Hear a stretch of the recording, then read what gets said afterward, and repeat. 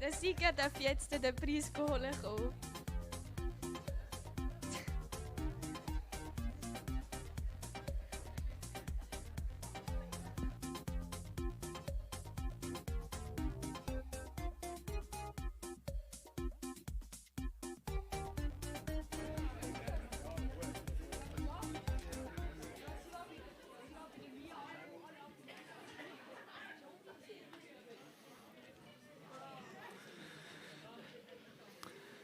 Vielen Dank für das coole Game.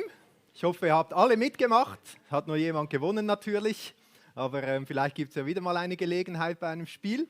Wir wollen natürlich bei dieser Geschichte bleiben, mit diesem Haus auf dem Sand und so weiter.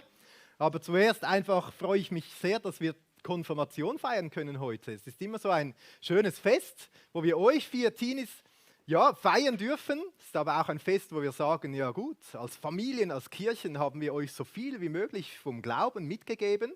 Und so auf dem ganzen Weg vom Kind zum Teenie und zum Erwachsenenwerden ist heute der Zeitpunkt, wo wir feiern. Ihr seid jetzt in dem Sinn geistlich, religiös erwachsen, mündig, könnt selber sagen, woran ihr glaubt. Ihr habt alle Grundlagen und wir nehmen euch ernst, wir trauen euch zu. Ab heute steht ihr für euren Glauben da. Uns interessiert jetzt nicht mehr, was sagen eure Eltern über eure Religion, sondern was sagt ihr darüber, was ihr selber glaubt. In diesem Sinne ein mega wichtiges Fest. Konfirmation ist immer auch ein Segensfest, wo wir als Familien, aber auch als ganze Gemeinde die Teenies auf diesem wichtigen Schritt segnen wollen für ihr Leben, für ihre Zukunft. Deshalb freut es mich extrem, dass wir heute als ganze Gemeinde mit so vielen Leuten hier sind, auch um Gottes Segen zu bitten. Aber Konfirmation hat noch einen zweiten wichtigen Aspekt und das hat ganz viel mit dem zu tun, was auch im Wort steckt, Konfirmation, confirmare, das heißt bestätigen. Das bedeutet bei uns, ihr habt heute auch die Möglichkeit, ihr Konfirmanden, dass ihr euren Glauben bestätigen dürft, wenn ihr wollt. Oder sagen dürft, was ihr glaubt, wie ihr glaubt, weil das interessiert uns. Wo steht ihr im Glauben? Das ist auch so eine, sage ich mal, ein Bestätigungsfest, wo wir schauen, ja, was sagt ihr jetzt? Wo seid ihr unterwegs? Wir sind eigentlich schon mitten im Thema jetzt von dieser Predigt, das Haus. Wir haben schon so viel darüber nachgedacht. Einige haben das Quiz gewonnen, die könnten jetzt für mich Vertretung machen und die Predigt übernehmen. Ich habe vielleicht auch noch 1, 2 Gedanken. Wir wollen da noch weiter darüber nachdenken. Viele Menschen kennen diese Geschichte. Leute, die in den Kirchen zu Hause sind, das kennen sogar viele Leute, die nicht in den Kirchen zu Hause sind, diese Geschichte vom Haus auf dem Sand und auf dem Fels. Und man hört diese Geschichte und macht sich so seine Gedanken dazu. Aber es ist auch gut, sich noch ein bisschen mehr Zeit zu nehmen und zu überlegen, ja, was hat diese Geschichte mit mir und mit meinem eigenen Leben zu tun? Und für das haben wir jetzt ein Stück Zeit. Und bevor ich mit der Predigt starte, möchte ich gerne beten. Jesus, das sind so kurze Worte, die wir heute lesen, die du gesagt hast. Und wir wollen dich bitten, dass diese Worte heute zu uns reden. Öffne unsere Herzen und gib uns genau das mit, was du für uns vorbereitet hast. Amen. Lesen wir diese Geschichte zusammen. Wir haben sie schon einmal gehört. Vielleicht könnt ihr sie schon mit diesem Aspekt lesen oder mithören. Ja, was will diese Geschichte heute mir in dieser Situation im Leben, wo ich unterwegs bin, in diesem Schritt als Konfirmanden oder irgendwo als Erwachsene, was will diese Geschichte mir sagen? Jesus spricht zu den Menschen, die ihm da zugehört haben. Es ist am Ende von der Bergpredigt, da waren viele Leute und haben zugehört, was Jesus alles gesagt hat. Und am Ende sagt er diese Worte. Jeder nun, der diese meine Worte hört und sie tut, den werde ich mit einem klugen Mann vergleichen, der sein Haus auf den Felsen baute. Und der Platzregen fiel herab und die Ströme kamen und die Winde wehten und stürmten gegen jenes Haus und es fiel nicht, denn es war auf den Felsen gegründet. Wenn ich mir diese Verse anhöre und die Situation damals vorstelle, überlege ich mir, ja, was haben die Leute für ein Bild im Kopf gehabt? Die haben ja Jesus zugehört und das Kopfkino ist losgegangen, oder? Die haben sich diese Szene vorgestellt. Und wir stellen uns vor, da im damaligen Israel vielleicht ein trockenes Gebiet, wo es ja auch sandige Plätze gab. Wenn da mal der Regen nach einer Trockenzeit kam, kann es wirklich so Sturzbäche, Sturzflüsse, das spült dann alles weg, kann es geben. Wie haben die Menschen damals Häuser gebaut? Tatsächlich gab es dann diejenigen, die wirklich mit der Schaufel gekommen sind und haben den Sand eigentlich weggegraben, bis sie auf den Grund kamen, auf den felsigen Grund und haben dort das Fundament des Hauses hingelegt. Das ist so das Bild, das die Menschen im Kopf hatten, als sie da Jesus reden hörten. Das ist jemand, der den Grund sucht, einen Grund, der stabil ist und der hält, auch wenn dann einmal ein Gewitter kommt und es windet und so weiter. Und dann geht es ja weiter.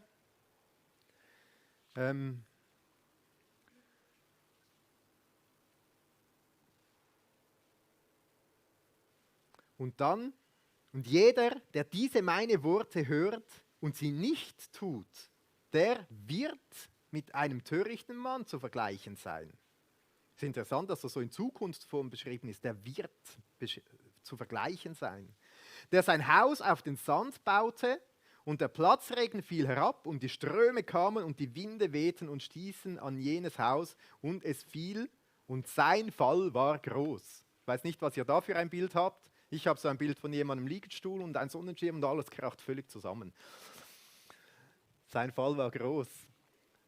Es ist interessant, dass Jesus hier mit der Zukunftsform spricht. Der wird zu vergleichen sein. Also Jesus denkt mit dieser Geschichte wie ein Stück voraus. Wahrscheinlich sogar bis ans Ende des Lebens denkt er voraus und sagt, ja, was ist am Ende des Lebens? Was ist dann, wenn wir vor unserem Schöpfer stehen? Was ist dann das, was uns Halt gibt, was unsere Grundlage ist? Was dann nicht wegweht, was dann hält? Also nicht das ist mit dieser Szene ein schöner Sommertag irgendwie verbunden oder so, sondern dann, wenn es eigentlich um alles geht. Das ist die Situation, die hier Jesus vor Augen hat in dieser Geschichte. Und es ist wirklich so sehr wörtlich. Auf was ist dann das Leben gegründet? Was ist dann die Grundlage, das Fundament des ganzen Lebens? Also dieser Begriff Grundierung finde ich super. Und da müssen wir dann unbedingt diese Frage nehmen. Was ist die Grundlage, das Fundament? Was ist die Grundierung von meinem Leben? Wo hänge ich mein Leben auf? Was ist das, was mir im Leben Halt geben soll? Worauf baue ich mein ganzes Leben? Das ist die Frage, die ich dir heute mitgeben möchte. Was ist dein Lebensfundament? Und worauf baust du dein Leben? Was sollte halten, wenn die Stürme wehen? Wenn das Leben verrückt spielt? Sogar wenn es um Sterben geht? Wenn es um die Ewigkeit geht? Was ist das, was dir dann Halt gibt? Was dein Fundament ist? Ich habe mir überlegt, wie kann man gut herausfinden, was einem so die Lebensgrundlage ist. Manchmal im Alltag denkt man ja nicht so über diese Themen nach, sondern es ist irgendwie einfach da. Ich habe mir überlegt, die Dinge, wo wir vielleicht am meisten Zeit in unserer Freizeit mit Surfen verbringen, die Seiten, wo wir am meisten drauf surfen oder so, das könnte ein Hinweis sein, was unsere Lebensgrundlage ist. Weil das sind die Themen, wo wir dann uns am meisten damit auseinandersetzen, wo wir am meisten suchen. Also man könnte jetzt ein paar Beispiele machen. Keine Ahnung, wo ihr überall unterwegs seid auf dem Internet, aber das wäre vielleicht so ein Hinweis. Dort könnte eine Lebensgrundlage sein. Ich habe ein paar so weit verbreitete Lebensgrundlagen mitgenommen. Das eine ist Ansehen. Also es gibt Leute, die verbringen Zeit nur noch auf TikTok, Instagram und so weiter. Oder? Da geht es um Likes, da geht es ums Coolsein, um Angesehensein, um Einfluss haben und so weiter. Und vielleicht ist das so etwas, wo viele Menschen auch eine Lebensgrundlage drauf bauen, ein Leben drauf bauen. Ja, dass es einem gut geht, dass es einem wichtig ist. Was sagen andere über mich? Was denken sie? Wie viele Follower habe ich überhaupt? Oder gibt es Likes? Oder wenn ich ein Foto bringe oder so etwas, was passiert dann damit? Eine andere Möglichkeit, eine andere Lebensgrundlage, die, denke ich, sehr verbreitet ist Anerkennung. Das beginnt damit, dass ich vielleicht als Kind, dass ich cool finde, wenn mich jemand lobt. Aber das kann natürlich auch als Erwachsene sein. Es kann sein in der Schule, in der Ausbildung, bin ich froh, wenn ich gute Noten habe. Wow, da fühle ich mich super. Bei schlechten Noten ist die Anerkennung dann vielleicht auch wieder weg oder so. Oder einfach, was sagen dann andere über mich? Wie komme ich da an? Eine andere Lebensgrundlage, die sehr verbreitet ist Erfolg. Vielleicht könnte man sagen, es ist eine der weit verbreitetsten in der Schweiz. Da wird man so über den Erfolg definiert. Und Erfolg kann ja ganz vieles bedeuten. Es kann bedeuten, dass ich in der Karriere, sage ich mal, erfolgreich bin. Also dass wenn ich eine Lehre mache, dass ich sage, nein, das reicht nicht, ich muss mindestens noch BMS dazu. Oder dann Weiterbildung, dieses und jenes und Zeug und Sachen und der nächste Titel und Abschluss und mindestens studieren, weiß auch nicht was. Und dann arbeite ich und krampfe ich das ganze Leben, um noch mehr Erfolg zu haben. Erfolg könnte aber auch bedeuten, dass ich sage, ja, für mich ist Erfolg, wenn ich eine wunderschöne Familie habe. Mit 3 Kindern, einem Hund, einem Auto, Haus und Pool. Das ist für mich Erfolg. Und Liegestuhl und Sonnenschirm, natürlich. Solche Dinge können auch Erfolg sein. So Bilder, was wir haben, was wir erreichen wollen. Und wenn es gelingt, dann habe ich Erfolg. Weit verbreitet auch Schönheit. Wer sieht am schönsten aus? Wer hat die schönsten, das kann für Männer und Frauen sehr spannend sein. Wer hat die schönsten Kurven an dem einen Ort oder an dem anderen Ort? Alles machen, dass man das Gefühl hat, ja, ist noch ein bisschen schöner, noch ein bisschen besser, noch ein bisschen glänziger. Oder etwas, was auch viele Menschen als Lebensgrundlage haben, den Begriff Liebe. Wenn ich geliebt werde, ja, dann ist alles gut. Es gibt Leute, die machen alles, dass die anderen Menschen sie lieben, sie mögen. Irgendwie ihnen das Gefühl geben, dass sie da wieder zugehören. Es gäbe noch einige mehr, man könnte hier noch weiterfahren. Es kann sein, dass es dir jetzt etwas in den Sinn gekommen ist und du hast gedacht, das könnte vielleicht schon so eine Lebensgrundlage sein oder da surfe ich viel herum. Und Familie, das ist meine Lebensgrundlage. Oder Sport, so eine Sucht oder Gamen zum Beispiel, kann auch sein. Es gibt vielleicht Leute, die sagen, ja, abhängen. Wenn ich hänge in meinem Leben, das ist meine Grundlage. Wenn ich hängen kann, das ist super. Also, und noch weitere, es gäbe ganz viele mögliche Dinge. Und oft merken wir erst, wenn es uns den Teppich unter den Füßen wegzieht und wir merken, jetzt ist etwas verloren gegangen und es stürzt mich in eine Krise, erst dann merken wir oft, was eigentlich unsere Lebensgrundlage war die ganze Zeit und was vielleicht in Brüche gegangen ist. Also ich denke mir nur, Ansehen oder Schönheit, wenn das meine Lebensgrundlage ist und ich investiere dafür, dann wird man älter und äußerlich ja, wird man auch älter oder man vertuscht alles Mögliche und plötzlich kommt ans Licht, wer man wirklich ist. Oder man versucht immer möglichst viel Ansehen mit gutem Erscheinen und so da zu bringen und ja, alle Leute merken gar nicht, was im Verborgenen passiert, aber irgendwie gibt es immer eine größere innere Spannung. Oder auch andere Dinge, Erfolg, Sport, da bist du so erfolgreich im Job und krampfst und arbeitest dich hoch und dann hast du einen Unfall, bist draußen und merkst plötzlich, das verhält nicht. Und es fordert dich nicht nur heraus, weil du dann diesen Unfall hast, sondern weil du merkst, es zieht dir irgendwie eine Lebensgrundlage weg. Oder du kannst deinen Sport nicht mehr machen, was auch immer. Oder Liebe. Du merkst vielleicht, das wird ausgenutzt. Du machst alles, damit du angenommen bist von anderen Menschen. Aber irgendwie kommt es gar nicht gut an. Du wirst fast irgendwie eben ausgenutzt, zum Opfer vielleicht. Du hast das Gefühl, du musst dir die Liebe verdienen und es kann sein, dass es immer herausfordernder wird. So können wir jetzt diese Lebensgrundlagen anschauen und bei vielen merken wir, dass es Dinge sind, die sehr fragil sind. Die mal da sind, aber die auch zerbrechen können. Und ich denke jetzt noch einen Schritt weiter. Wir haben vorher bei diesem Bibeltext davon gesprochen, dass es von der Zukunft redet, von der Zukunftsform beinhaltet. Was ist, wenn ich mal sterbe? Was ist, wenn ich an meine Ewigkeit denke? Was nehme ich dann mit? Äußere Schönheit wird schwierig. Abschlüsse, ich weiß nicht, wie viel die dann noch zählen. Anerkennung von anderen Menschen. Spätestens auf dem Sterbebett werden wir irgendwann alleine sein. Was nehmen wir da mit? Was sagen wir unserem Schöpfer, wenn wir ihm gegenübertreten? Ja, schau mal, wie schön ich ausschaue. Ich meine, er hat mich ja gemacht, oder? Schau mal, was ich für gute Noten in der Schule hatte. 5 war nichts für mich, 5,5 mindestens. Was nehmen wir da mit? Was sagen wir dann? Ja, die anderen Menschen haben mich immer geliebt. Okay. Das ist die Frage, die wir uns stellen müssen. Was ist meine Lebensgrundlage? Was ist eine Grundlage, die hält wirklich in den größten Stürmen des Lebens? Und es heißt da, dass wir haben das gelesen, wer sein Haus baut auf Sand, auf Lebensgrundlagen, die nicht halten, der Fall wird groß sein. Das ist ein mega moderner Begriff, groß. Im Altgriechischen steht da mega, also mega großer Fall. Mega. Es zerbricht alles. Und jetzt kommt Jesus und sagt, wer meine Worte hört und das tut, der hat eine Grundlage im Leben, die hält selbst den größten Stürmen stand. Das ist sehr interessant. Der es hört und der es tut. Und da fragen wir uns ja, was ist dann diese Hauptbotschaft von Jesus, die man hören kann, die man tun kann und die einem eine Lebensgrundlage gibt, die allen Stürmen standhält. Und ich habe dazu einen Vers mitgebracht im Zusammenhang auch mit dieser Tür. In Offenbarung 3, Vers 20, dort sagt Jesus, siehe, ich stehe vor der Tür und klopfe an. Wenn jemand meine Stimme hört und die Tür öffnet, so werde ich zu ihm hineingehen und das Mahl mit ihm essen und er mit mir. Wenn ich mir jetzt überlege, was bedeutet klug zu sein in diesem Zusammenhang?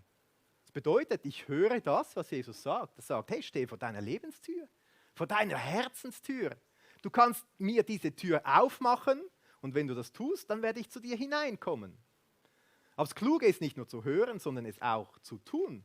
Zu sagen, okay, wenn das stimmt, Jesus, dann will ich meine Herzenstür aufmachen. Und wenn ich meine Herzenstür aufmache und Jesus hineinkommt in mein Leben, dann merke ich, dass plötzlich nicht mehr diese Dinge an meiner Tür hängen, sondern dass da Jesus kommt und dass er selber zur Grundlage des Lebens wird.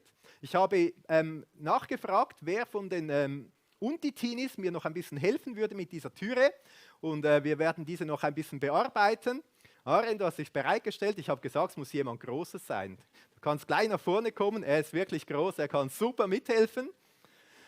Und Jesus sagt, ich komme hinein und nehme diese Dinge weg. Und sie müssen nicht mehr die Grundlage sein. Sie müssen nicht mehr zählen. Du kannst sie wegnehmen. Genau. Und wir merken, es kommt etwas Neues hinein. Es wird wieder weiß.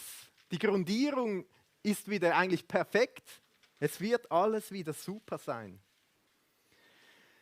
Im Jesaja 1,18, dort sagt Jesus, dort sagt die Bibel, und es bedeutet genau das Gleiche, was Jesus auch hier sagt. Wenn eure Sünden rot wie Karmesin sind, wie Schnee sollen sie weiß werden. Wenn sie rot sind, wie Purpur, wie Wolle sollen sie werden. Das heißt, ich kann zu Jesus kommen und meine Tür aufmachen und sagen, Jesus, es tut mir leid, dass ich so falsche Lebensgrundlagen habe die ganze Zeit. Dass ich mich falsch orientiere. Ich möchte dir diese Schuld, dieses Falsche, diese Sünde hingeben. Und er sagt, es soll wieder weiß, schon fast wie Schnee, nicht ganz. Ja, bei uns, im Verkehr, weiß nicht. Aber es soll wieder weiß werden. Es soll eine neue Grundlage geben. Es soll etwas Neues passieren. Und Gott schafft eine neue Grundlage, auf der er sein Kunstwerk für unser Leben vollenden kann. Und dann sagt man, gut, ich habe Jesus als Grundlage und lebe als Christ. Was bedeutet das jetzt? Jetzt brauche ich dich wieder. Es kann bedeuten, dass ich sage, ja gut, Jesus, sicher, wenn ich die Bibel lese, das ist ein Begriff, den kannst du mal aufschreiben, wenn ich die Bibel lese, Bibel lesen, das ist doch super, oder? Das ist ein Teil von dieser Grundlage. Ich lese so viel in der Bibel. Jesus, das ist doch gut, oder?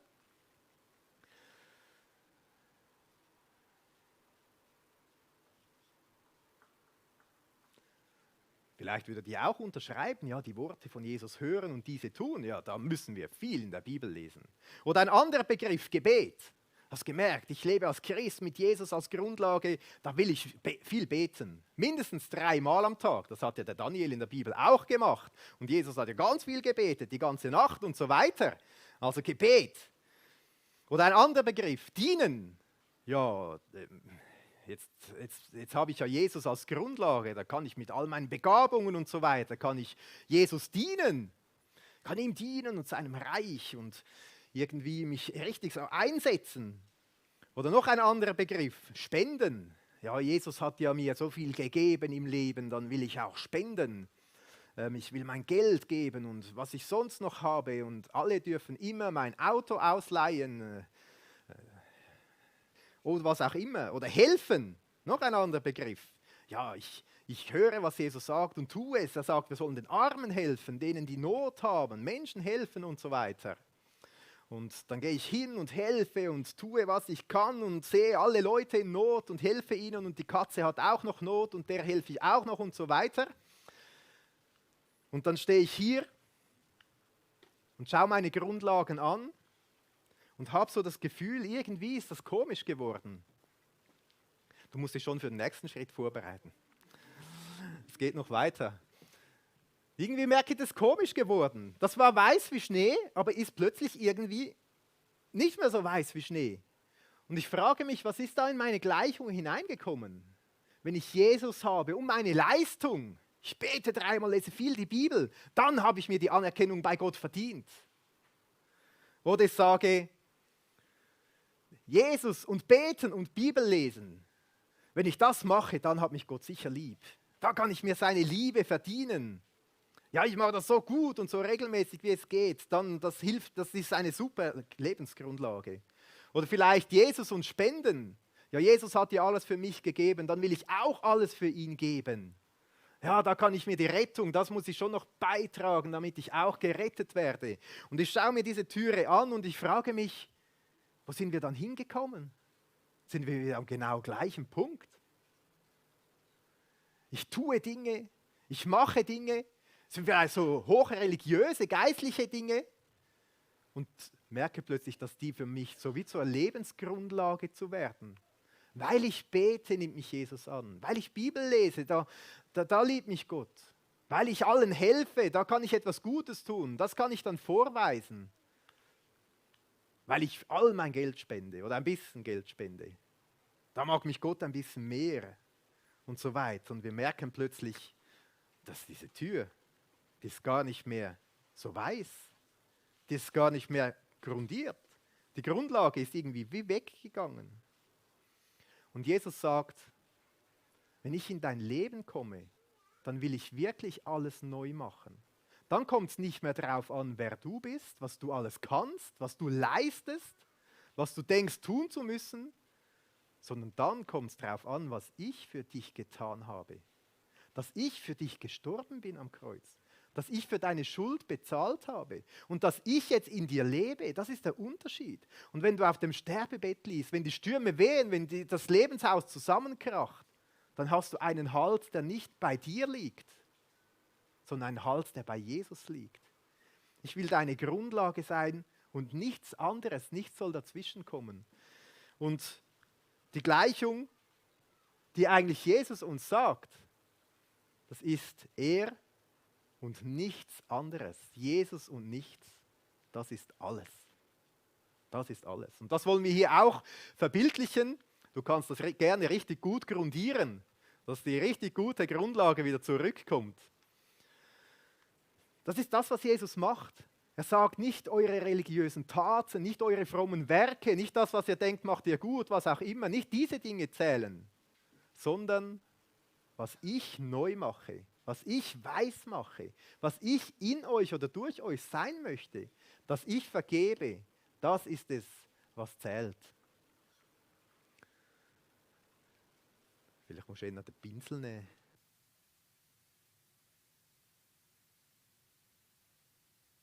Wir wollen das richtig gut grundieren. Mal schauen, wie gut es gelingt. Jesus sagt, auf das kommt es an. Ich habe noch einen zweiten Vers, der genau das zum Ausdruck bringt, was wir hier auch sehen. Im Epheser 2, die Verse 8 bis 10, dort heißt es, denn aus Gnade seid ihr gerettet, durch Glauben. Und das nicht aus euch. Gottes Gabe ist es. Also Gott ist der, der alles weiß, alles neu macht. Nicht aus euch, nicht aus Werken, damit niemand sich selbst rühmt. Denn wir sind sein Gebilde, in Christus Jesus geschaffen zu guten Werken, die Gott vorher bereitet hat, damit wir in ihnen wandeln sollen. Also Jesus dreht so unser menschliches Denken völlig um. Er sagt, nicht eure Taten, was ihr macht und so weiter, nicht auf das kommt es drauf an, sondern es kommt darauf an, was Jesus für uns getan hat. Ich möchte diese Verse nochmals lesen, weil Jesus zeigt hier auch die Reihenfolge. Er sagt, die gute Werke, das spielt schon eine Rolle, aber das kommt alles erst nachher. Das kommt dazu, das ist vielleicht im Rahmen dann, es ist eine Auswirkung davon, aber es ist nie eine Lebensgrundlage, eine Grundierung. Denn aus Gnade seid ihr gerettet, durch Glauben und nicht aus euch. Gottes Gabe oder Gottes Geschenk ist es. Nicht aus Werken, damit sich niemand rühmt. Denn wir sind Gebilde in Christus Jesus geschaffen zu guten Werken, die Gott vorher bereitet hat, damit wir in ihnen wandeln sollen. Vielen Dank für deine künstlerische Fähigkeit hier. Ein Applaus für Aaron.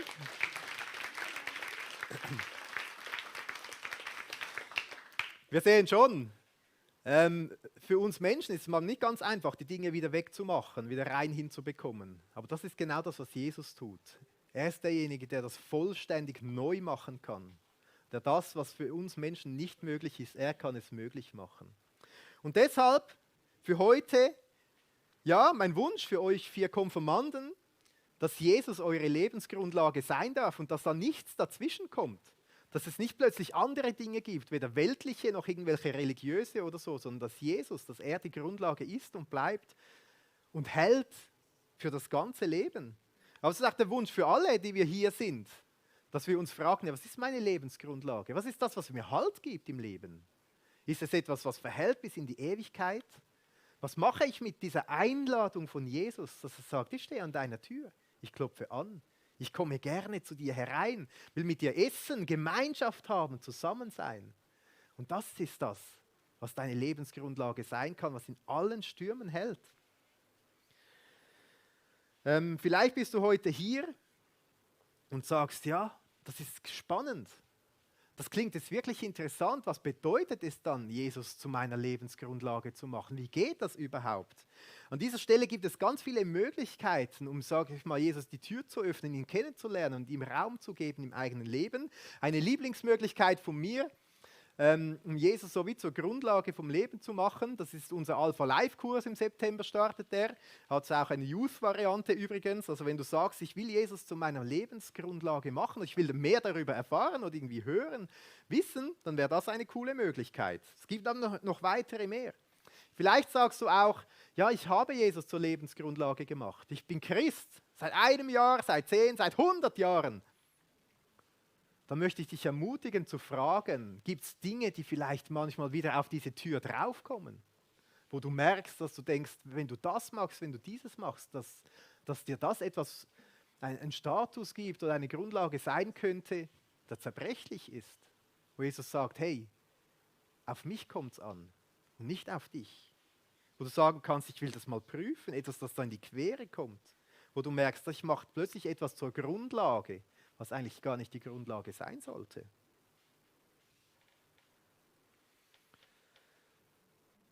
Ich möchte euch einladen, heute darüber nachzudenken, über diese Frage, was soll diese Lebensgrundlage sein? Und ich will abschließen mit einem kurzen Gebet. Wir machen das manchmal so, dass wir auch zusammen aufstehen im Gebet, so sagen wir stehen vor Gott. Und wer will, darf jetzt auch aufstehen, dass wir zusammen beten können. Jesus, wir haben diese Worte von dir gelesen. Du sagst, weise ist, wer es hört und auch tut. Und ich bitte dich, Jesus, dass du uns heute zeigst, was du weise für unser Leben hältst. Jesus, ich bitte dich, dass wir Klarheit bekommen können, was du zu uns reden möchtest. Durch deine Worte. Und ich will dich um Mut bitten, es nicht beim Hören zu lassen, sondern Taten folgen zu lassen.